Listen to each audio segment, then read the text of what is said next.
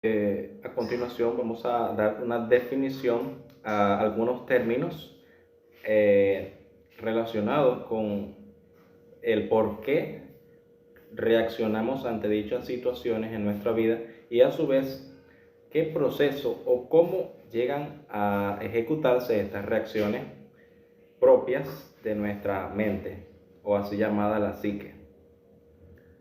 Empecemos. La sensación es nuestra capacidad de detectar sentidos como el tacto, el dolor, la visión o el movimiento y posicionamiento de nuestro cuerpo. La percepción es la forma en que el cerebro procesa y comunica estos sentidos al resto del cuerpo. En pocas palabras decimos que la sensación es recibir y la percepción es captar. La sensación también se define en términos de la respuesta de los organismos de los sentidos frente a un estímulo, dijo Feldman, 1999. La percepción incluye la interpretación de esas sensaciones, dándoles significado y organización, dicho por Matlin y Foley, 1996.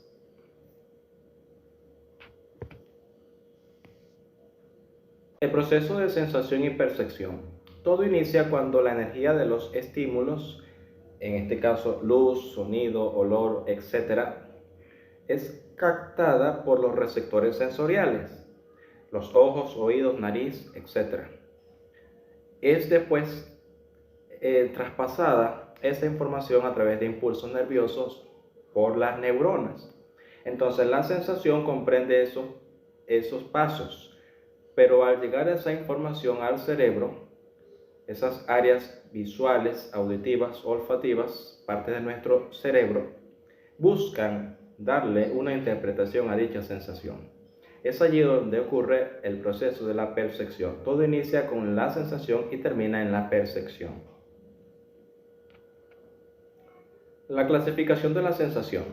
Tenemos las sensaciones sensoriales. Se localizan en distintas partes del cuerpo humano y tienen una morfología orgánica. Estas se manifiestan por el gusto, el olor, la vista, el tacto, etc. Ponen en funcionamiento los 5 sentidos.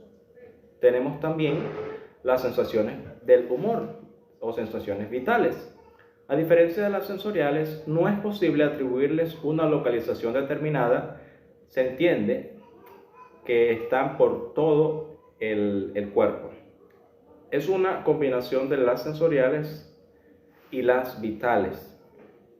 Como por ejemplo podemos citar la fatiga.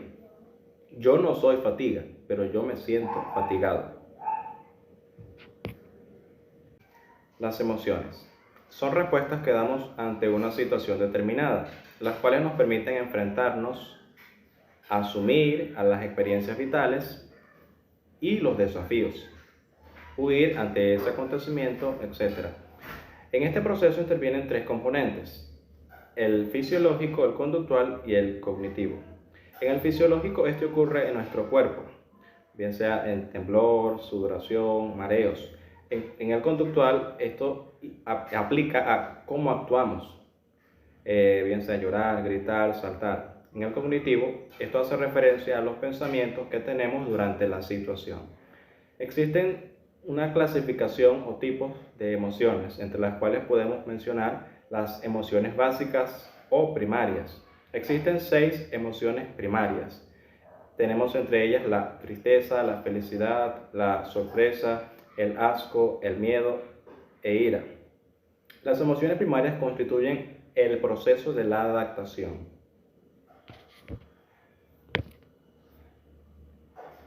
Las emociones de fondo son básicamente 2, el entusiasmo y el desánimo.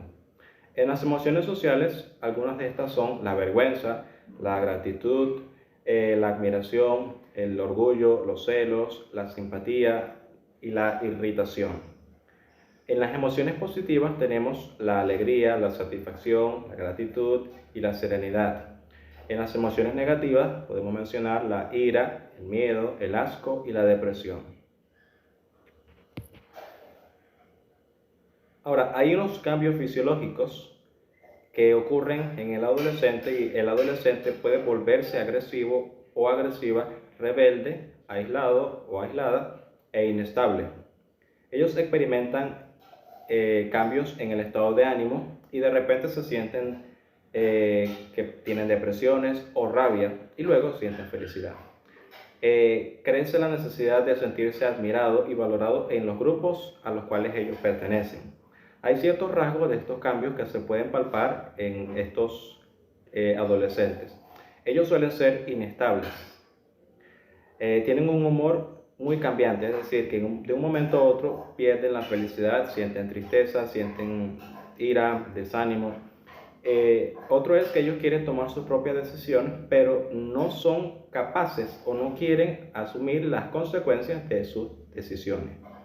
Y en la otra es que buscan un espacio propio, un espacio personal, como lo llaman ellos, marcan distancia. La atención.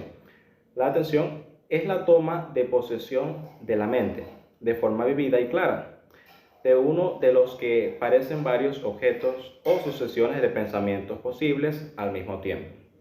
Hay ciertas características, entre las cuales tenemos la intencionalidad. Esta ayuda a enfocar. Expectativas. Esta es una función activadora y selectiva de la atención. La focalización es una habilidad de concentrarse a un estímulo a la vez. Y la concentración hace referencia a la cantidad de recursos de atención que se dedican a una actividad. La conciencia es el conocimiento que el ser humano tiene de su propia existencia, de sus estados y de sus actos. Las alteraciones de conciencia. Podemos decir que está la alerta, está consciente. Letargo, responde lentamente. Obnubilación, responde a estímulos dolorosos y verbales simples. Estupor, responde a estímulos dolorosos. Y coma, no hay ninguna respuesta a algún estímulo. Sensaciones anímicas o psíquicas, también llamadas sensaciones de reacción. Estas son sensaciones que aparecen como una reacción hacia un tipo de situación específica. Se caracterizan por lo que despertó al individuo, no a la situación. Asimismo, cada persona adquiere una forma diferente de sentir y manifestar lo que siente. Esto ya no tiene nada que ver con el cuerpo, sino con la psique. Pausa para aclarar un término. La psique hace referencia a el conjunto de procesos conscientes e inconscientes propios de la mente humana. Es decir, que al hablar de psique estamos hablando de la mente. Tenemos las sensaciones espirituales. Estas se definen como la esencia misma de las personas. Constituyen todo el yo. Muestra un modo de ser y no una reacción. Un modo de estar en el mundo. Son sensaciones absolutas y no surgen del yo. Rehabilitación de la atención. Para orientar una adecuada rehabilitación neuropsicológica, es necesario realizar una evaluación exhaustiva de los procesos atencionales. Esto nos va a servir para determinar cuáles se ven afectados tras el daño cerebral y cuáles no. A continuación hay una imagen en la cual se encuentran varios números. Esta es una de las pruebas realizadas para la rehabilitación de la atención. Consiste en encontrar el número 5 en cada fila, bien sea si está explícitamente indicado el número o sumando el número anterior con el número siguiente, que a su vez de 5. La motivación. La motivación es la energía psíquica que nos impulsa a emprender o sostener una acción o una conducta. Existen tipos de motivación de acuerdo a su origen y de acuerdo con el efecto que provocan. De acuerdo a su origen son intrínseca e extrínseca. Y de acuerdo a el efecto que provoca está la positiva y la negativa. El aprendizaje. Se entiende por aprendizaje al proceso a través del cual el ser humano adquiere o modifica sus habilidades, destrezas, conocimientos o conductas como fruto de la experiencia directa, el estudio, la observación, el razonamiento o la instrucción. En los factores del aprendizaje podemos encontrar el biológico, el psicológico y el sociológico. En el biológico, el aprendizaje del ser humano está acondicionado o condicionado por leyes biológicas y naturales, como el funcionamiento de su organismo, y por lo mismo el aprendizaje depende de fenómenos físicos como la nutrición y la salud. En el psicológico, como recurso pedagógico es muy importante en la educación del niño y del adolescente la motivación. Es una situación de desequilibrio provocado por un estímulo externo o interno. En los sociológicos, la familia es el primero de los poderes educativos, pues la educación sistemática tuvo su origen en el seno familiar. Los tipos de aprendizaje. Podemos mencionar que está el observacional, está el asociativo y está el latente, también el INSIC. En el observacional se observa una situación donde la persona realiza una acción y otra en el proceso. En el asociativo, se aprende por la asociación de estímulos e ideas. En el latente, se adquiere una nueva conducta, pero no se demuestra hasta que se ha recibido un estímulo. En el INSIC, es propio de los hombres. Supone una reflexión y visualización interna del problema, así como su solución.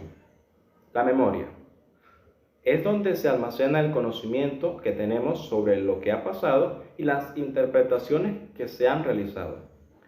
Existen tres tipos de memoria.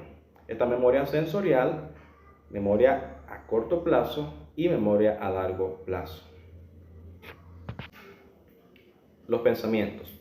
El proceso cognitivo de pensar implica lo que acaba de suceder utilizando el conocimiento previo y la comprensión general de la situación. El razonamiento es la facultad que permite resolver problemas, extraer conclusiones y aprender de manera consciente de los hechos, estableciendo razones causales y lógicas entre ellos. La toma de decisiones.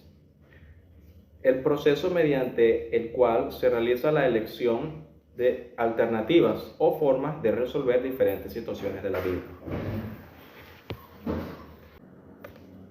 El lenguaje. El lenguaje es la capacidad que tiene el ser humano de expresarse y comunicarse a través de diversos sistemas de signos, orales, escritos, gestuales. Tipos de lenguaje. Tenemos el verbal y el no verbal. En el verbal se puede comunicar a través de oral, a través de algo auditivo o escrito.